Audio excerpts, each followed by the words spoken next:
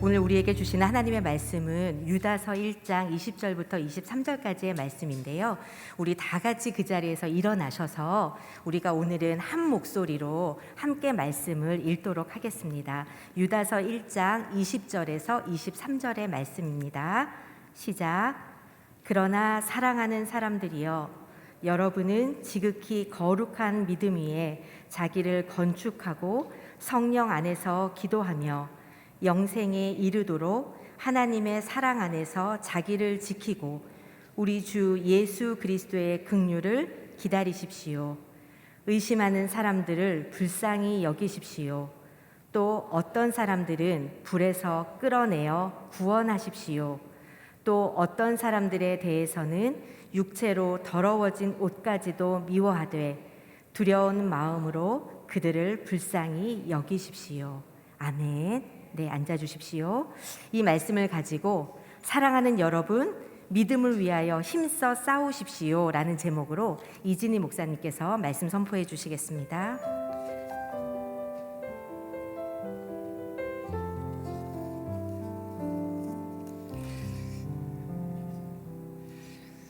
설교하기 전에 중요한 광고 한 가지를 드리겠습니다. 너무 감사하게도 지난 12월에 크리스마스 포유에 왔던 분들 중에서 6월 마지막에 세례를 받기로 작정하신 분들이 계세요. 새로운 그 분들을 또 하나님의 백성 된 것을 같이 축하하는 자리가 준비될 텐데요. 혹시 수요 오전 여성 예배에 나오시는 분들 중에 나는 아직 세례를 안 받았지만 세례를 받고 싶은 분이 계시면 예배 후에 뒤에 계시는 안내팀들에게 말씀해 주시면 저희가 그 과정을 잘 인도해 드리도록 하겠습니다. 함께 기도하겠습니다. 사랑하는 주님, 이 시간 우리 가운데 성령으로 임하여 주셔서 하나님이 우리를 얼마나 사랑하시는지, 하나님이 우리를 예수 그리스도의 그 안으로 인도하시고 계시는 그 놀라운 사랑 속으로 저희를 이 시간 인도하여 주시옵소서. 감사드리며 예수 그리스도 이름으로 기도합니다. 아멘. 제가 이 설교를 준비하면서 서점에 갔었는데 그때 우연히 한 책을 발견하게 되었습니다. 제가 준비하고 있는 설교와 제목이 참 비슷해서 제가 눈여겨 보았는데요. 그 책 제목은 이런 세상에서 어떻게 믿음을 지킬 수 있을까 였습니다. 제목 때문에 그 책을 펼쳤더니 그 책에 이런 내용이 있었습니다. 예수를 구주요 주로 믿고 따르는 우리가 더는 다수가 아닌 현실, 우리의 관점이 더 이상 용인되지 않는 현실, 심지어 우리의 관점을 표현하는 것조차 허용하지 말아야 한다는 목소리가 높아지는 현실이 지금 미국의 현실이라고 하는 표현이었습니다. 우리가 알고 있었던 기독교 국가였던 영국이나 미국이 이제 더 이상 기독교 국가가 아니라고 우리는 다 알고 있습니다. 얼마 전 제가 기도하는 그 기도 편지를 봤는데 캐나다 온타리오주에 있는 한 여교사가 학교 도서관에서 성전환을 옹호하는 책이 놓여 있다고 학교 그 리더십들에게 지적을 했어요. 그런데 놀랍게 그 결과는 학교에 출근하지 말라고 하는 명령이었습니다. 우리나라는 어떻습니까? 우리나라는 여러분들이 너무나 잘 알고 있듯이 오래전부터 수많은 이단 종교가 창궐하고 있는 나라입니다. 유난히 우리나라는 종교성이 강한 민족이어서인지 스스로를 나는 예수다, 나는 하나님이다 라고 주장하는 사람들이 계속적으로 일어나고 있습니다. 그런데 그것이 교회 바깥에서만 일어나는 것이 아니라 교회 안으로 그러한 이단들과 또 세속적인 사상들이 교회를 공격하고 있습니다. 이런 이단들과 세속적인 가르침들의 특징은 하나님과 성경의 권위를 공격하고 있다는 것이죠. 조금 전 우리 권사님께서 기도해 주신 것처럼 차별금지법, 평등법, 초중등교육법, 학생인권조례, 말들이 너무나 좋은 말들임에도 불구하고 이 속에 하나님과 성경의 권위에 도전하는 표현들이 있기 때문에 지금 한국교회가 함께 기도로 이것을 막아내고 있습니다. 심지어 미션 스쿨에서도 자유롭게 그 성경적인 가치를 가진 교사를 뽑을 수 없도록 하는 조항들이 들어가 있고요. 또 미션 스쿨에서도 성경을 가르칠 수 없는 그런 상황이 지금 우리에게 닥쳐 있습니다. 이들은 그 오기에서 머물지 않고 가정의 개념도 바꾸고 있습니다. 남자와 여자의 그 관계도 바꾸고 있습니다. 남자와 여자뿐만 아니라 또 다른 성들이 무수히 존재할 수 있다는 것을 법으로 만들어서 우리 기독교인에게조차 그것을 인정하라고 말하고, 그것을 죄라고 얘기하는 것이 법으로 제한해서 이제 구속하려고 하고 있지요. 만일 여러분이 학교 교사라고 한다면 이러한 반성경적 교육을 시키라고 하는 그 명령을 받았을 때 여러분은 어떻게 판단하시고 또 선택을 하시겠습니까? 아니, 여러분의 남편, 여러분의 자녀가 오랜 시간 공부를 해서 이제 남은 생을 교사로 보내려고 학교에 들어갔는데 이렇게 내가 가진 성경의 가치와 반대되는 것을 가르쳐야 했을 때, 그래서 믿음으로 이것은 아니다라고 말했을 때, 그래서 그로 인한 불이익을 당했을 때 여러분은 무엇이라고 여러분의 남편과 자녀들에게 말씀해 주시겠습니까? 아니, 남편과 자녀들이 믿음으로 나는 이제 교사를 내려놓겠다라고 했을 때 여러분은 어떻게 반응하시겠습니까?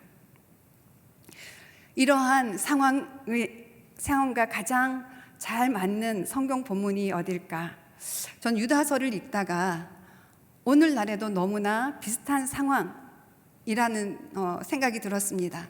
그래서 오늘 유다서를 보면서 그 초대교회 교인들이 처한 상황과 우리의 상황을 다시 한번 반추하면서 우리가 어떻게 하면 이 혼돈의 시대에 믿음을 지켜갈 수 있을까, 그것을 함께 알아보고자 합니다. 먼저 1장 1절을 함께 읽도록 하겠습니다. 시작. 예수 그리스도의 종이요 야고보의 형제인 유다는 부르심을 받은 사람들, 곧 하나님 아버지의 사랑과 예수 그리스도의 보호하심을 받은 사람들에게 편지를 씁니다. 여러분에게 긍휼과 평강과 사랑이 더욱 풍성하기를 빕니다. 유다서를 쓴 유다는 예수님의 동생 유다입니다. 또한 야고보서를 쓴 야고보의 형제이기도 합니다. 그런데 유다는 자신을 예수 그리스도의 동생이라고 하지 않고 예수 그리스도의 종이요 야고보의 형제라고 표현을 하고 있습니다. 바로 예수 그리스도의 종이라고 하는 이 표현, 이 속에 유다의 믿음이 들어가 있습니다. 자신의 형이 곧 인류를 구원할 하나님의 아들이심을 믿고 있다는 것이죠. 자신의 형이자 동시에 하나님의 아들이라고 믿고 있는 이 믿음은 예수님이 참된 인간, 완전한 인간이면서 완전한 하나님이라고 하는 그 믿음이 이 속에 들어있다는 것이죠. 그렇습니다. 예수는 그리스도이십니다. 예수는 우리의 주인이십니다. 우리는 예수님의 종입니다. 이것이 우리가 믿어야 할 믿음입니다. 여러분에게 예수님은 그리스도입니까? 여러분은 예수 그리스도의 종으로 살고 계십니까? 유다는 맨 처음 자신의 정체성을 이렇게 신앙 고백으로 표현하고요. 그리고 내가 이 편지를 보내는 대상을 이렇게 명합니다. 주님께 부르심을 받은 사람들, 곧 하나님 아버지의 사랑을 얻고 예수 그리스도의 보호하심을 받은 사람들에게 나는 이 편지를 씁니다 라고 합니다. 주님께 부르심을 받은 사람들이 누구입니까? 바로 교회인 것입니다. 유다는 교회를 향하여 하나님의 아버지의 사랑을 얻고 예수 그리스도의 보호하심을 받은 사람들이라고 명합니다. 여기 계신 모든 분들은 하나님의 사랑을 받고 예수 그리스도의 그 보호하심을 받아 이 자리에 앉아 계시는 줄 믿습니다. 부르심을 받은 사람들, 그런데 이 부르심은 전적인 하나님의 은혜입니다. 신명기 7장 7절에서 8절에는 이렇게 기록되어 있습니다. 제가 읽겠습니다. 여호와께서 너희를 기뻐하시고 선택하신 것은 너희가 다른 민족들보다 수가 많아서가 아니다. 너희는 오히려 민족들 가운데 수가 가장 적었다. 이는 오직 여호와께서 너희를 사랑하셨고 너희를 강한 손으로 이끌어내 그 종살이하던 땅에서 이집트 왕 바로의 권력에서 너희를 속량하시겠다고 너희 조상들에게 맹세하신 것을 지키시기 위함이었다. 하나님은 이스라엘을 사랑하시기로 작정하셨습니다. 그들이 특별한 자격이나 장점이 있어서, 능력이 있어서 다른 민족들보다 더 거룩해서 선택하신 것이 아니라 무조건적으로 자비를 베푸신 것이라고 말씀하십니다. 오늘날 교회로 우리를 부르신 하나님은 우리의 어떠함을 보고 선택하신 것이 아닙니다. 그냥 사랑하시기로 작정하시고 여러분을 교회로 부르신 것입니다. 유다는 부르심을 받은 교회를 향하여 이렇게 축복합니다. 긍휼과 평강과 사랑이 더욱 풍성하기를 빕니다. 이 세 단어를 잘 주목해 보십시오. 긍휼과 평강과 사랑이 더욱 풍성하기를 빕니다. 예수님이 그리스도시요 우리는 그분의 종임을 믿는 사람들은 예수님의 긍휼을 얻은 자입니다. 예수님이 주시는 평강을 얻고 예수님이 주시는 사랑을 경험한 사람입니다. 이것이 가장 귀한 보물인 줄 믿기 때문에 사랑하는 교회를 향하여서 이 세 가지를 축복하고 있는 것입니다. 여러분들은 다른 성도들을 위해서 또 여러분의 남편과 자녀를 위해서 무엇을 기도하십니까? 그들에게 하나님의 긍휼과 평강과 사랑이 있기를 날마다 기도하십시오. 그리고 3절에 이 유다서를 쓰게 된 목적을 기록하고 있는데요. 함께 읽도록 하겠습니다. 시작. 사랑하는 사람들이여, 우리가 함께 얻은 구원에 관해 내가 여러분에게 편지를 쓰려고 마음 먹었습니다. 그 가운데 성도들에게 단번에 주신 믿음을 위해 싸우라는 편지로 여러분을 권면해야겠다는 생각이 들었습니다. 네, 원래는 유다는 편지를 쓰고자 했던 그 내용이 이것이 아니었습니다. 일반적으로 얻은 그 구원에 관한 진리를 말하려고 했는데 갑자기 교회가 믿음이 흔들리고 있고 그 교회에 왜곡된 가르침을 주는 자들이 들어와 있다는 것을 알게 돼서 단번에 주신 믿음을 위해 싸우라 라는 것을 전해야 되겠다 싶어서 이 편지를 쓴다고 말하고 있습니다. 단번에 주신 믿음이라고 하는 그 표현 속에는 우리가 믿는다고 하는 그 믿음조차 하나님의 선물이라는 의미가 들어있는 것입니다. 그래서 우리는 믿음으로 말미암아 구원을 얻었지만 우리는 은혜로 말미암아 구원을 받은 것입니다. 개역 개정 성경에는 믿음을 위해 싸우라고 하는 이 말에 힘써라는 말이 추가가 되고 있습니다. 이 말은 중단하지 않고 계속 싸워야 한다는 것을 말합니다. 믿음이란 한 번 가졌다고 그대로 지켜지는 것이 아니라 계속 싸워서 지켜낼 때 그 믿음이 커지고 자란다는 것을 알 수 있습니다. 여기에 쓰인 헬라어 동사는 원래 검투사들이 서로 싸우는 것을 묘사할 때 사용되던 용어라고 합니다. 그러니까 적이 죽을 때까지 공격을 멈추지 않는 것을 말합니다.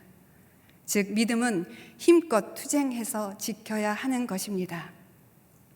지켜야 한다고 할 때 이것은 누군가가 이 믿음을 뺏으려고 하는 존재가 있다는 것을 의미합니다.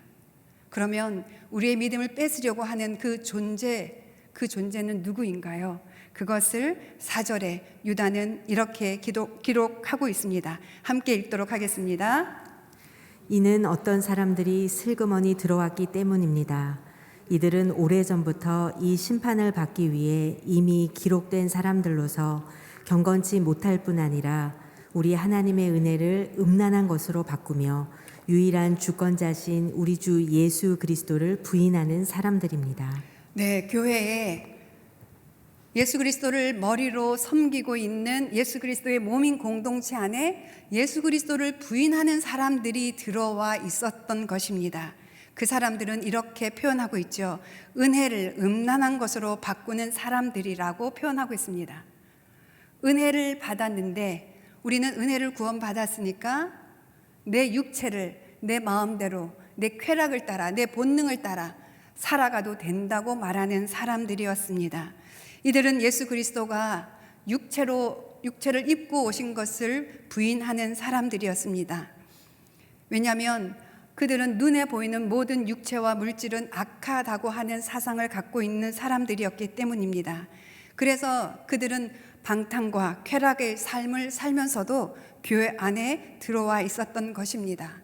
유다는 이들을 향해서 꿈꾸면서 육체를 더럽히는 사람, 지각 없는 짐승들처럼 본능으로 사는 사람, 온갖 경건치 않은 일들을 일삼는 자라고 표현하고 있습니다. 그리고 16절에는 정욕대로 행하는 자들이라고 표현하고 있습니다. 이들의 특징은 부도덕한 삶에 더하여 불경건한 신앙을 가지고 있었습니다. 불경건하다는 것은 바로 하나님의 권위에 도전하는 사람들이라고 표현합니다. 8절에는 이들은 권위를 업신여기며 영광을 비방합니다 라고 표현하고요. 10절에는 그들은 무엇이든지 알지 못하는 것에 대해서는 비방을 하고, 15절에는 주를 대적해 모욕적인 언사를 행하는 자들이라고 말합니다. 요약하면 그들은 하나님의 권위에 도전하고 예수님이 그리스도이심을 부인하며 자기 자신을 하나님보다 더 높이고 있는 자들인 것입니다. 이들의 성적인 타락은 바로 영적인 타락에서 온 결과라는 것을 알 수 있습니다. 오늘날 우리 사회를 한번 여러분 보십시오. 본능이라고 하는 말, 욕망이라고 하는 말이 미디어에서 어떻게 사용되고 있는지 여러분 아마 주목해서 보신 분들은 아셨을 것입니다. 본능과 욕망이라는 말은 자연스러운 것으로 바뀌어서 사용되고 이것은 옳다라고 하는 주장들이 가득합니다. 선천적인 것은 무엇이든지 좋은 것이기 때문에 우리가 이것을 자연스럽게 받아들여야 한다고 말합니다. 그래서 동성애자들이 우리는 선천적으로 태어났다라고 하는 것을 주장을 하고 있죠. 선천적으로 가지고 있는 것은 다 옳기 때문에 그 본능을 따라 살아내는 것이 자연스럽고, 그 본능대로 살아내지 못하는 사람들을 멸시하고 조롱을 합니다. 우리가 학생 인권 조례안을 반대하고 있는데요. 이 학생 인권 조례안에는 남성과 여성뿐만 아니라 다른 성 정체성을 가진 사람도 인정해야 한다고 하는 것입니다. 어린 아이들과 그런 문란한 그 관계를 가지는 것이 자연스러운 것이기 때문에 인정을 해야 한다는 것입니다. 이것에 대해서 죄라고 말하는 것은 옳지 못하다고 말하고 있습니다. 또 더 나아가서 청소년들의 임신과 출산과 낙태가 그들의 권리이기 때문에 그들을 가르치는 교사도 그들에게 뭐라고 하면 안 되고, 심지어 부모들조차 그것에 대하여 간섭하면 안 된다고, 그래서 부모의 권리를 빼앗고 있기 때문에 저희가 반대하고 있는 것입니다. 그런데 이러한 주장들이 교회 밖에서만 일어나는 것이 아니라는 사실이 더 안타까운 현실입니다. 교회를 다니는 분들 중에도, 목사 중에도, 또 장로 중에도, 권사님 중에도 이러한 주장에 동조하고 있는 사람들이 있다는 것이 우리가 깨어 기도해야 할 지점인 것입니다. 또한 그러한 법들만 인정하는 것이 아니라 일상의 삶을 살면서도 교회 안에서는 예배를 드리지만 집으로 돌아가서 친구들과 어울릴 때, 세상 사람들과 어울릴 때 여러분들은 무엇을 따라 또 무엇을 이야기하고 있습니까? 무엇을 자랑하고 있습니까? 인스타그램이나 카톡이나 밴드나 SNS에 여러분들이 자랑하고 있는 것은 무엇입니까? 다른 사람들보다 더 맛있는 것, 다른 사람들이 가보지 않은 좋은 것, 그런 것들만 올리고 계시지는 않는지요? 그것을 보면 여러분들 안에 무엇이 있는지 다른 사람들은 알 것입니다.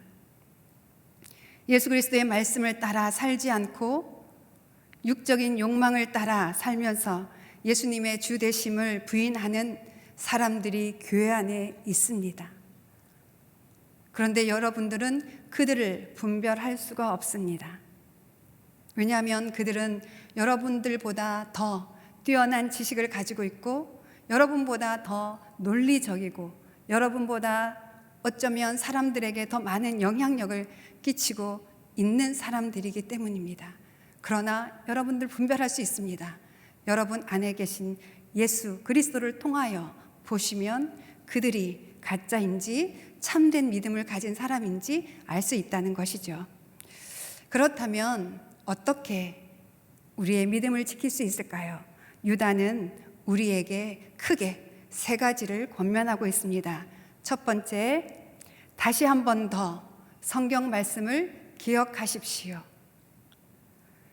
5절에서 7절 말씀에 유다는 이렇게 말하고 있습니다. 여러분이 다 알고 있겠지만 나는 여러분에게 다시 한번 상기시켜주고 싶습니다. 곧 주께서는 그분의 백성들을 이집트 땅에서 단번에 구원해 내시고 그 후에 믿지 않는 사람들을 멸망시키셨으며, 또한 자기의 처음 지위를 지키지 않고 처소를 떠난 천사들을 큰 날의 심판 때까지 영원한 사슬에 묶어 어둠 속에 가두셨습니다. 마찬가지로 소돔과 고모라와 그 주위의 다른 성들도 음란을 행하며 이상한 세욕을 따라가다가 영원한 불의 형벌을 받아 사람들의 본보기가 됐습니다. 17절하고 18절에도 이 말씀이 있습니다. 그러나 사랑하는 사람들이여, 여러분은 우리 주 예수 그리스도의 사도들이 전에 했던 말씀들을 기억하십시오. 5절에서 7절 말씀에 다시 한 번 더 기억나게 하는 말씀은 구약에 있는 말씀입니다. 그리고 17절에 있는 말씀은 신약에 있는 말씀을 다시 한번 기억하게 합니다. 여러분, 아침에 일어나서 큐티했던 그 말씀을 저녁에 다시 기억하고 계십니까? 지금 제가 설교하고 있는 이유는 왜일까요? 아마 제가 하는 말씀은 여러분들이 다 알고 계시는 말씀일 거예요. 저에게 새로운 것을 들으려고 하지 마십시오. 저는 다만 성경에 있는 그 말씀을 여러분에게 다시 상기시켜 드리고 있을 뿐입니다. 그런데 믿음이 흔들릴 때 우리가 기억해야 할 말씀은 어떤 말씀이라고 유다는 말하고 있습니까? 소돔과 고모라가 멸망했던 그 사건, 그들을 멸망시킨 하나님을 그 공의로우심, 그것을 기억하라고 말하고 있는 것입니다. 여러분이 다 알고 있겠지만 나는 여러분에게 다시 한 번 더 기억나게 해주고 싶습니다. 이 말 속에 성경 말씀을 나는 저걸 아는데 왜 저 얘기를 또 하나 하는 성도들이 있다는 것을 유다가 의식하고 있는 것 같아요. 저도 가끔 이 마음을 느낄 때가 있습니다. 지금 내가 하는 말이 새로운 말이 아니기 때문에 이 말씀을 거부하고 있는 성도들의 그 마음 상태가 느껴질 때가 있습니다. 그러나 여러분, 믿음을 지키기 위해서 알고 있는 그 말씀을 다시 기억하십시오. 아침에 큐티했던 그 말씀을 점심 때 다시 한번 기억하시고 저녁 때 잠자기 전에 다시 한 번 더 기억하십시오. 11절에서는 이 구약의 새 인물들을 소개하고 있습니다. 이들에게 재앙이 있습니다. 이들은 가인의 길을 따랐고 자기의 이익을 위해 발람의 어긋난 길로 몰려갔으며 고라의 반역을 도모하다가 멸망을 당하고 말았습니다. 가인과 발람과 고라를 예로 들고 있습니다. 가인은 누구죠? 동생 아벨을 시기 질투해서 죽인 최초의 살인자입니다. 살인을 했다는 것은 하나님의 그 권위에 도전한 것입니다. 그리고 하나님의 약속을 믿지 않고 그는 스스로 성을 쌓은 사람입니다. 발람은 이스라엘 백성들을 저주하려다가 뜻대로 되지 않자 돈을 위해서 이스라엘 백성들을 음행에 빠지게 한 사람들입니다. 고라는 하나님이 세우신 모세와 아론을 반역해서 사람들을 동원해서 당을 짓고 자기가 높아지려고 했던 교만한 사람입니다. 이 사람들은 모두 하나님을 믿지 않았기 때문에, 그리고 자기를 높였기 때문에 결국 멸망했습니다. 지금 유다는 이 역사를 기억나게 하는 것입니다. 시편 150개의 시편 가운데 우리는 시편을 기도문으로 알고 있지만 이 150개의 시편 가운데 맨 앞에 있는 1편은 기도문이 아닙니다. 이 시편 1편은 악한 사람들을 따르지 않고 오직 하나님의 말씀을 주야로 묵상하며 순종하는 사람들은 결국 하나님께서 보호하시지만, 그렇지 않는 악한 사람들은 반드시 멸망할 것이다 라고 하는 선포문입니다. 그러니까 기도는 어떤 믿음을 가지고 기도해야 한다는 것을 보여주고 있습니까? 바로 의인들은 높여주시고 구원하시고, 그러나 악인들은 멸망할 것이다 라는 그 믿음을 가지고 기도하라는 것을 의미하고 있습니다. 여러분, 성경 역사를 읽으면서 여러분들은 어떤 것을 경험하고 계시나요? 성경 말씀을 읽을 때 여러분 안에 있는 두려움과 걱정과 염려가 떠나갑니다. 그래서 우리는 성경 말씀을 하나님의 말씀이라고 믿고 두려움과 싸웁니다. 두려워하지 마십시오. 여러분들을 공격하는 어둠의 권세는 반드시 멸망할 것입니다. 여러분들의 정신을 혼미하게 하고 자녀들의 가치를 왜곡하게 하는 그 사람들도 결국은 낮아지게 될 것입니다. 여러분, 예수 그리스도를 믿지 않는 사람들이 오히려 성공하고 오히려 사람들의 존경과 칭찬을 받을 때 혹시 부러워하지는 않으셨나요? 이때 여러분은 회개하셔야 합니다. 왜냐하면 지금 유다는 이렇게 표현하고 있습니다. 그들이 우리의 본보기라고 표현하고 있었죠. 본보기는 무엇입니까? 그들을 보고 가지 말라고 하는 것입니다. 즉 회개하라고 하는 것입니다. 믿음 없는 방탕한 자들을 보면서 여러분, 그들을 비난하거나 그들을 조롱하지 않으시고 오히려 여러분 자신 안에 그들의 길로 가려고 하는 그 교만과 탐심과 시기가 있음을 보시고 회개하십시오. 육체적인 눈앞의 쾌락과 욕망을 위해서 넓은 길을 택하지 말고 예수님이 가신 그 좁은 길을 가십시오. 여러분이 진정한 회개에 이르는 것이 여러분의 믿음을 공격하는 그 어둠의 권세와 싸워 승리하는 길입니다. 18세기 복음주의자 조지 휘필드는 아주 설교를 잘한 유명한 사람이었습니다. 그는 열심히 설교를 할 때, 회개를 강조할 때 이렇게 표현했다고 합니다. 자신의 죄를 깨닫지 못하는 죄인의 곤경 상태를 폭풍우 치는 밤에 벼랑 끝을 따라 걷고 있는 맹인이다. 회개하지 않는 사람은 이런 사람입니다.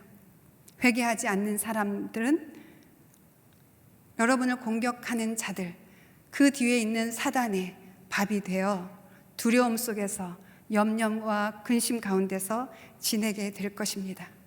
여러분, 두려워하지 마시고 회개하시면서 싸우십시오. 끝까지 상대방이 죽을 때까지 쉬지 않고 공격했던 검투사들처럼 온 마음과 온 몸과 온 뜻과 온 힘을 다해서 여러분 성경을 읽으시고 믿음을 지키십시오. 두 번째, 우리가 믿음을 지킬 수 있기 위해서는 성령 안에서 자신을 지키라고 합니다. 20절, 21절 함께 읽도록 하겠습니다. 시작. 그러나 사랑하는 사람들이여, 여러분은 지극히 거룩한 믿음 위에 자기를 건축하고 성령 안에서 기도하며 영생에 이르도록 하나님의 사랑 안에서 자기를 지키고 우리 주 예수 그리스도의 긍휼을 기다리십시오. 유다의 마음을 한번 느껴보십시오. 사랑하는 사람들이여, 유다는 믿음을 위해 싸우라고 편지를 쓰고 있지만 너무너무 따뜻한 마음으로 교회를 향해서 이렇게 말하고 있습니다. 사랑하는 여러분, 사랑하는 여러분, 여러분을 지키십시오. 이렇게 표현하고 있습니다.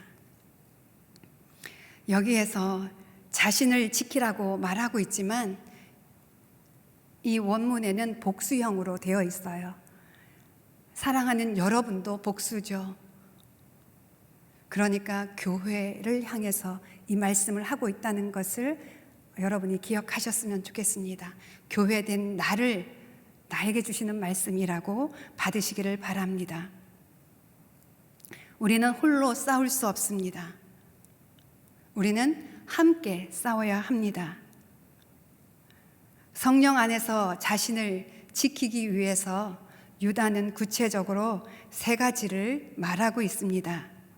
이 3가지는 유다가 서두에서 자신의 정체성을 밝히고 부르심을 받은 교회를 향해서 그 축복했던 긍휼과 평강과 사랑을 얻는 길을 이 안에 담고 있는 것을 알 수 있습니다. 첫 번째, 예수를 그리스도로 믿는 믿음 위에 자신을 세우십시오. 예수를 그리스도로 믿는 믿음 위에 자신을 세우십시오. 그 믿음이 있으면 여러분은 예수 그리스도가 여러분을 얼마나 사랑하는지, 얼마나 긍휼히 여기는지 아시는 것입니다. 우리는 긍휼을 받을 존재가 아니었습니다. 우리는 하나님의 원수된 자였습니다. 우리는 죄인이었습니다. 차별금지법이나 또 학생인권조례나 이러한 것들을 만드는 사람들보다 우리는 더 악한 자들이었습니다. 우리는 우리 스스로를 하나님보다 더 높은 자라고 여기면서 우리 인생을 우리가 다스리고 우리가 통제하려고 했던 존재입니다. 그런데 우리를 하나님은 긍휼히 여겨주신 것입니다. 히브리서에는 믿음이 없이는 하나님을 기쁘시게 할 수 없다라고 기록하고 있습니다. 성경에서 말하는 이 믿음은 할 수 있다 믿음이 아닙니다. 예수님은 그리스도다라고 하는 믿음입니다. 나는 예수 그리스도의 종입니다라고 하는 그 믿음입니다. 믿음은 바라는 것들의 실상이라고 했던 이 말씀도 바로 예수님이 그리스도라는 것을 믿는 것, 그것을 체험하는 것, 그것을 의미하고 있습니다. 성경은 바로 예수님이 그리스도이심을 증언하기 위해서 쓰여진 책입니다. 요한복음 20장 31절 한번 함께 읽도록 하겠습니다. 시작. 그러나 이것들이 기록된 목적은 여러분들로 하여금 예수가 그리스도이시며 하나님의 아들이심을 믿게 하고 또 믿어서 예수의 이름으로 생명을 얻도록 하기 위함입니다. 우리가 믿는다는 자체가 중요한 것이 아니라 우리가 무엇을 믿고 있는지가 중요합니다. 믿음의 내용이 중요한 거죠. 믿는 내가 중요한 게 아니죠. 믿는 내용은 무엇입니까? 예수가 그리스도이시며 하나님의 아들이심을 믿는 것입니다. 그리고 이 믿음의 결과는 무엇입니까? 또 믿어서 예수의 이름으로 생명을 얻도록 하기 위함입니다. 이 땅에서 우리의 상황이 좋던 나쁘던 상관없이 우리가 암에 걸렸던 암에 걸리지 않았던 우리가 가난하던 부자던 예수님은 여러분의 그리스도이십니다. 아멘. 이것을 믿는 사람은 영원한 생명을 얻는 것입니다. 영원한 생명을 얻는다 했을 때 죽어서 얻는 그 생명이 아니고요. 어떻게 영원한 생명인데 지금은 영원이 아니고 죽어서부터가 영원일 수 있겠습니까? 영원이라고 하는 말은 이미 이전 영원부터 영원까지, 그러니까 지금 여기도 영원인 것이죠. 그런데 이 영원 속으로 들어오는 그 길이 바로 예수님을 그리스도라고 믿는 이 믿음으로 영원 속으로 들어온다는 것입니다. 그래서 이것을 믿는 성도들은 지금 영원한 생명 가운데 살고 있는 것입니다. 그래서 우리는 죽음을 두려워하지 않습니다. 호흡이 멈출지라도 우리는 지금 살고 있는 영원한 생명을 누리게 되기 때문입니다. 이 영원한 생명을 어떻게 누리고 계십니까?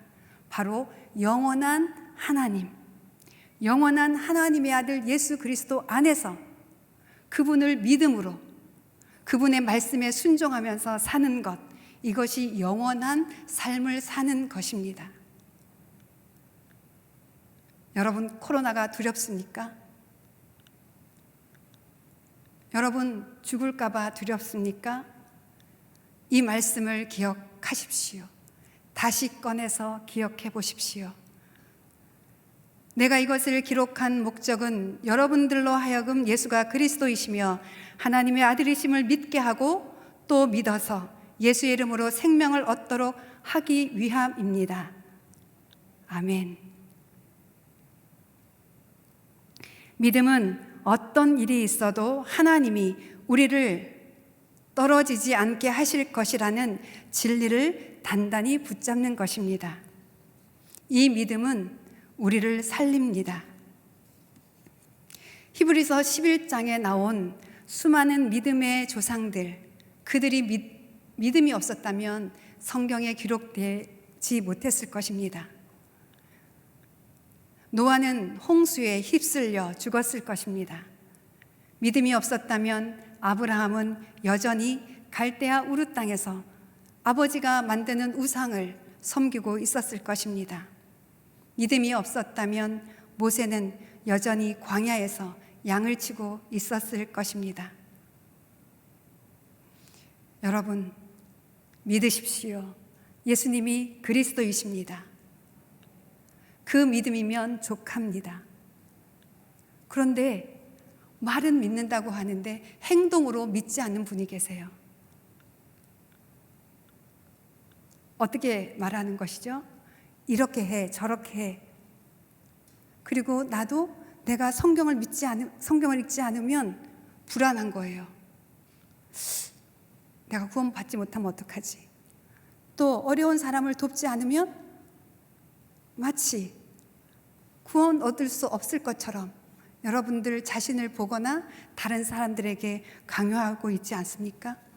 믿지 않는 남편과 자녀들을 향해서 여러분은 매일 무엇을 요구하고 계십니까? 여러분이 만든 규칙이나 기준을 여러분 자신과 다른 사람들에게 강요하고 있지는 않습니까? 우리가 무엇을 해서 구원받은 것이 아닙니다. 우리는 단번에 주신 믿음으로 예수님을 그리스도라고 믿는 그 믿음으로 인해서 의롭게 되었음을 판결받은 사람입니다. 어떻게 우리 자신을 지킬 수 있을까요? 유다는 두 번째, 성령 안에서 함께 기도하십시오 라고 말합니다. 거룩한 믿음 위에 자신을 세우십시오 하고, 두 번째는 성령 안에서 함께 기도하십시오. 성령 안에서 기도하는 사람에게는 평강이 임합니다. 왜냐하면 기도란 나를 내려놓고 아버지의 뜻을 받아들이는 시간이기 때문입니다. 기도란 나의 무능력함을 고백하고 전능하신 하나님의 그늘 아래로 들어가는 시간이기 때문입니다. 믿음이 없는 사람들은 성령을 받지 않은 사람들입니다. 그래서 그들은 계속적으로 달라 하는 기도만 합니다. 그들의 기도는 이슬람을 믿는 사람이나 불교를 믿는 사람들이나 힌두교를 믿는 사람들이나 신천지를 믿는 사람들이나 똑같습니다. 자신이 복받는 것. 그러나 성령을 받은 사람들은 예수 그리스도를 구합니다. 왜냐하면 그분이 모든 것이 되기 때문입니다. 성령 안에서 기도하는 것이란 무엇일까요? 성령께서 쓰신 말씀을 붙들고 그 말씀을 신뢰하며 그 말씀이 이루어지기를 기도하는 것입니다. 성령 안에서 기도하는 사람은 성령이 증거하시는 그 한 분, 예수 그리스도께 집중하며 기도합니다. 그래서 성령으로 기도하는 사람은 기도하는 시간을 특별히 구별해 놓고 그 시간을 기다립니다. 그리고 기도하는 사람들을 찾아 함께 기도합니다. 아니, 기도하지 않는 사람들을 찾아서 함께 기도하자고 권면합니다. 기도하는 사람들은 성령의 인도하심을 받기 때문에 그 안에 평강이 임하고 그 평강으로 인하여 세상에 알 수 없는 기쁨을 누리는 사람들입니다. 여러분, 이 평강과 이 기쁨을 누리고 싶지 않으십니까? 지금 여성사역에서는 느헤미야 기도 모임이 진행되고 있는데요. 많은 분들이 참여하고 계세요. 그런데 그분들은 각자의 집에서 마치 골방에서 기도하듯, 어떤 분들은 무릎을 꿇고 기도하시고요. 또 어떤 분은 보니까 막 일어나셔서 손을 들고 막 기도하시는 거예요.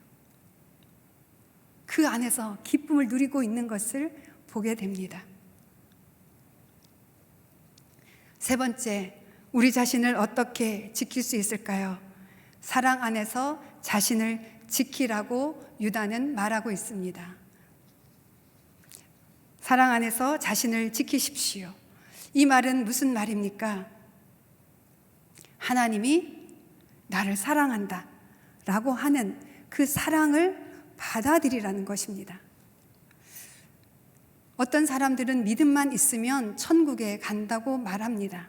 그런데 우리가 믿음으로 말미암아 영원한 생명에 들어가지만 이 믿음이 참된 믿음인지 아닌지는 사랑으로 나타나는지 안 나타나는지를 통해서 분별할 수 있습니다. 고린도전서 13장 2절에는 내가 만일 예언하는 은사를 가지고 있고 모든 비밀과 모든 지식을 알고 또 산을 옮길 만한 믿음을 가지고 있다 할지라도 내게 사랑이 없으면 나는 아무것도 아닙니다. 내게 사랑이 없으면 나는 아무것도 아닙니다. 하나님이 우리를 사랑하는 그 사랑을 아는 사람은 사랑을 할 수 있습니다. 우리는 사랑할 능력이 없습니다. 그래서 예수님은 이렇게 요한복음 15장 9절에 이렇게 우리에게 말씀하십니다. 아버지께서 나를 사랑하신 것처럼 나도 너희를 사랑했다. 너희는 내 사랑 안에 머물러 있으라. 예수님의 사랑 안에 머물러 있는 것, 그것은 무엇입니까? 예수님이 말씀하신 것처럼 너희는 내 마음을 다하여 내 목숨을 다하여 내 뜻을 다하여 내 힘을 다하여 주 너의 하나님을 사랑하는 것, 그리고 내 이웃을 내 몸같이 사랑하는 것, 그것이 하나님의 사랑 안에 있는 것이고 이 사랑이 우리를 모든 두려움에서 모든 염려와 걱정에서 이기는 힘인 것입니다. 로마서 8장 37절에서 39절 우리 함께 읽도록 하겠습니다. 시작. 그러나 이 모든 일에 우리를 사랑하시는 분으로 인해 우리가 넉넉히 이깁니다. 나는 확신합니다. 죽음이나 생명도 천사들이나 악마들도 현재일이나 장래일이나 어떤 능력도 높음이나 깊음이나 다른 어떤 피조물도 그리스도 예수 우리 주 안에 있는 하나님의 사랑에서 우리를 끊을 수 없습니다. 높음이나 깊음이나 다른 어떤 피조물도 그리스도 예수 우리 주 안에 있는 하나님의 사랑, 하나님의 사랑을 어떻게 경험할 수 있습니까? 우리 주 예수 그리스도 안에 있는 하나님의 사랑이라고 말합니다. 바로 예수 그리스도께서 달리셨던 그 십자가에서 하나님은 내가 너희를 사랑한다 라고 하는 것을 확증해 보여주시고 계시는 것입니다. 이 말을 하는 사도 바울의 상황은 건강하고 가족들이 많고 그야말로 우리가 원하고 있는 그 모든 안정적인 상황에서 이 얘기를 하고 있는 것이 아닙니다. 그는 홀로 살면서 곳곳을 다니면서 예수님은 그리스도라고 전하고 그 믿음 때문에 박해를 받고 감옥에 갇히고 매를 맞고 이런 상황에서 지금 하나님의 사랑을 얘기하고 있는 것입니다. 나는 지금 그 모든 상황에 처해 있을지라도 하나님이 나를 사랑한다는 것을 나는 믿습니다. 나를 이 사랑에서 끊어낼 것은 아무것도 없습니다. 이렇게 말하고 있는 것이죠. 이 말은 이렇게 표현할 수 있을 것 같아요. 하나님이 나를 사랑하시면 그것보다 더 좋은 것은 아무것도 없습니다. 여러분 한번 속으로 하나님께 그렇게 고백해 보시겠어요? 하나님이 나를 사랑하시는 그 사랑 외에 나는 다른 것 원하지 않습니다. 하나님의 사랑만이 나에게는 최고의 보물입니다. 예수님은 하나님의 이 사랑을 믿었습니다.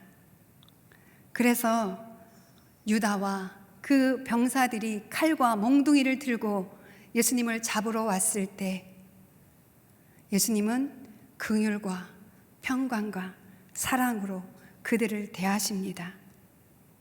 예수님은 자신을 잡으러 온 사람들에게 저항하지 않았습니다. 그리고 도망치지도 않았습니다. 그 순간에도 하나님은 여전히 예수님과 함께 하고 계심을 믿었기 때문에 어둠이 다스리는 것 같은 그 암담한 상황에서도 결국 하나님의 나라가 이루어질 것을 믿었기 때문에 예수님은 그들에게 평강과 긍휼과 사랑으로 대할 수 있었던 것입니다. 오히려 옆에 있었던 제자들은 두려워서 잘 휘두르지도 못하는 그 칼을 휘두르면서 병사들의 그 귀를 잘랐죠. 그러나 예수님은 그 하나님이 당신과 함께 있는 것을 알았기 때문에 그 떨어진 귀를 붙여줄 수 있었던 것입니다. 하나님의 사랑을 경험한 사람들은 병에 걸렸든지 걸리지 않았든지 실직했든지 실직하지 않았든지 치매에 대한 두려움이 있든지 없든지 노후 자금이 마련됐든지 마련되지 않았든지 하나님의 이 사랑은 의심치 않습니다. 우리가 믿음으로 어떻게 싸워야 하는지 마지막 부분입니다. 세 번째, 유다는 다른 사람들을 긍휼히 여기라고 말하고 있습니다. 다른 사람들을 긍휼히 여기십시오. 21절, 23절에 믿음을 위하여 싸우는 사람은 예수 그리스도의 긍휼을 기다리며 이웃을 긍휼히 여기는 사람입니다. 그런데 그 사람들이 어떤 사람을 긍휼히 여기라고 하냐면 21절에 이렇게 표현하고 있습니다. 22절, 의심하는 자들 불쌍히 여기십시오. 또 어떤 사람들은 믿음이 없어서 불에서 지금 멸망하고 있지만 그 사람들을 끌어내서 구원하십시오. 또 어떤 사람들은 육체로 더러워져서 방탕과 쾌락과 욕망대로 살아가고 있는 사람일지라도 그들의 죄는 미워하지만 두려운 마음으로 그들을 불쌍히 여기십시오. 진정한 믿음이 있는 사람들은 자기 자신만을 생각하지 않습니다. 예수 그리스도께서 용서받을 수 없는 나를 긍휼히 여겨주셔서 용서해 주셨기 때문에 다른 사람들이 저 사람은 아니야 라고 하는 그 사람까지도 긍휼히 볼 수 있다는 것이죠. 여러분, 차별금지법을 만들고 학생인권 조례안을 만드는 사람들을 긍휼히 여겨 주십시오. 그들을 불쌍히 여기고 그들을 위해서 기도하십시오. 마지막으로 마틴 루터킹 목사님 얘기 잠깐 하고 우리 기도하도록 하겠습니다. 마틴 루터킹 목사님이 흑인들이 차별받는 그 상황에서 그들의 인권을 보호하기 위해 나섰을 때 KK라고 하는 그 단체에서 전화를 했죠. 집으로. 이 동네를 떠나지 않으면 너의 가족들을 몰살시켜 버리겠다. 그 전화를 받았을 때 너무나 떨려서 정말 그 식탁 아래에 내려가서 다다다 떨었다고 합니다. 그런데 그 떠는 와중에 성령의 음성이 들렸습니다. 의를 위하여 일어서라. 진리를 위해 일어서라. 내가 세상 끝날까지 내가 너와 함께 하겠다. 그 사랑의 음성이 들리는 순간 놀랍도록 이제까지 있었던 그 두려움과 걱정과 근심이 없어지고 초인간적인 놀라운 평안이 우리 목사님에게 임하셨던 것입니다. 그래서 그는 계속 그 일을 해나갔습니다. 그 믿음으로 했지만 또다시 이 집에는 폭탄이 떨어졌어요. 그러니까 많은 흑인들이 분노해서 우리가 저들과 싸워야 합니다. 그래서 무기들을 다 가지고 마틴 루터킹 목사님 집 앞에 모였다고 하죠. 그때 목사님이 이렇게 말씀하셨다고 합니다. 칼로 사는 자는 칼로 죽습니다. 원수를 사랑하십시오. 원수를 선대하십시오. 원수를 사랑하고 원수에게 여러분이 사랑한다는 것을 알게 해주십시오. 옳은 일을 하십시오. 하나님이 우리와 함께 하십니다. 그러자 분노와 두려움에 휩싸여 있던 그 군중들 속에 평강이 임하였다고 합니다. 그들의 두려움과 분노는 눈 녹듯이 사라졌다고 합니다. 사랑하는 여러분, 하나님께서 우리에게 주신 단번에 주신 믿음을 위하여 힘써 싸우십시오. 하나님이 우리에게 주신 믿음을 지키지 않으면 우리에게 주신 영원한 생명을 누릴 수가 없습니다. 여러분 기억하십시오. 성경 말씀을 기억하십시오. 경건하지 않은 수많은 사람들은 다 멸망당해 죽었습니다. 사랑하는 여러분, 예수 그리스도를 믿는 거룩한 믿음 위에 여러분 자신을 지키십시오. 여러분이 속한 교회를 지키십시오. 그리고 다른 사람들을 긍휼히 여기십시오. 아니, 교회를 향해서 조롱하고 비난한 자들을 향해서 긍휼히 여기십시오. 그러면 하나님께서 행하실 것입니다. 그러면 마지막 날 이 유다가 말한 것처럼 24절 25절에 여러분을 지켜 넘어지지 않게 하시고 기쁨 가운데 그분의 영광 앞에 흠없이 서게 하실 수 있는 유일하신 우리 구주 하나님께 우리 주 예수 그리스도로 말미암아 영광과 위엄과 능력과 권세가 만세 전부터 그리고 지금과 영원 무궁토록 있을 것입니다. 아멘. 우리 이 믿음을 가지고 찬양하도록 하겠습니다. 우리 아까 맨 앞에 불렀던 주 믿는 사람 일어나 다 힘을 합하여 이 세상 모든 마귀를 다쳐서 멸하세. 함께 찬양하고 기도하도록 하겠습니다.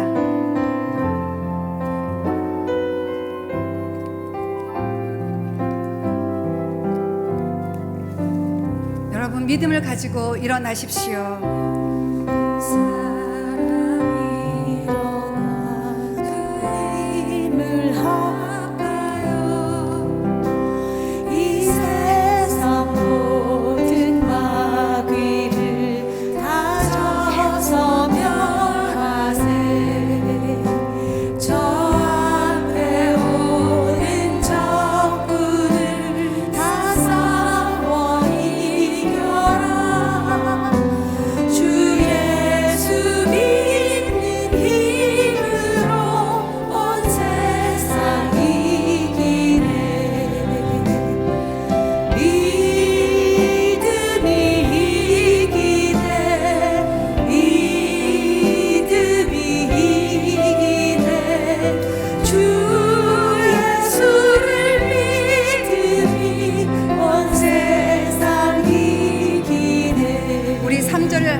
끝까지 이긴 자에게 흰 옷을 입히고 또 영생 복을 주시니 참 기쁜 일일세. 이 어두운 세상 지나서 저 천성 가도록